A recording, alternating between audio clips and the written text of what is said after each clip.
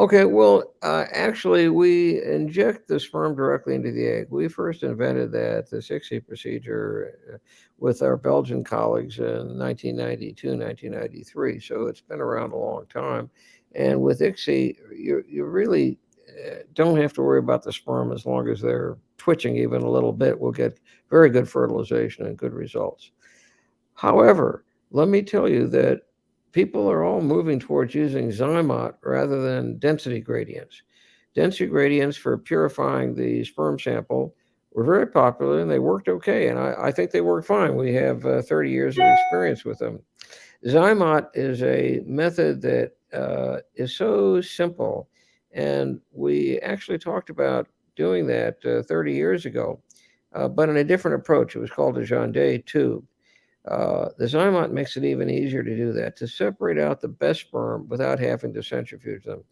It's easier and less expensive, and so people are all moving towards Zymot now, and all of our sperm preps are now with Zymot rather than density gradients.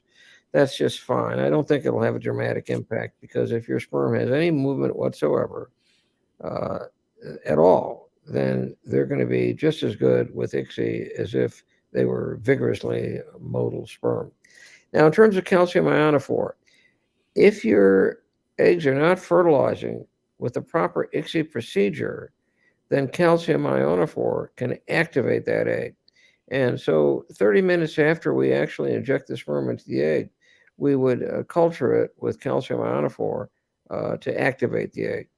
Now, if they're not getting activation of the egg with injection of the sperm, it could be they're not breaking the tail adequately.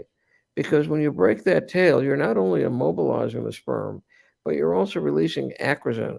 And that's necessary for activating the egg. So two things happen when we do ICSI and inject sperm into the egg. One is we actually get the sperm into the egg. There's no question about that.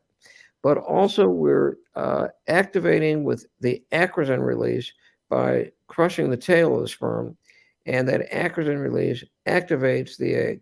It won't get activated just by the presence of sperm. It gets activated by the release of acrosin from the sperm. In real non-IVF life, non-ICSI life, it's when it penetrates the sperm, the egg on its own, it releases acrosin. It has to do that just to penetrate. But with ICSI, we artificially have to make the action release by crushing the tail adequately.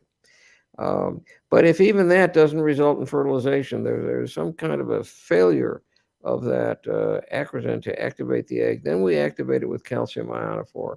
And we wrote one of the very first papers on this. It must have been 20 or 25 years ago.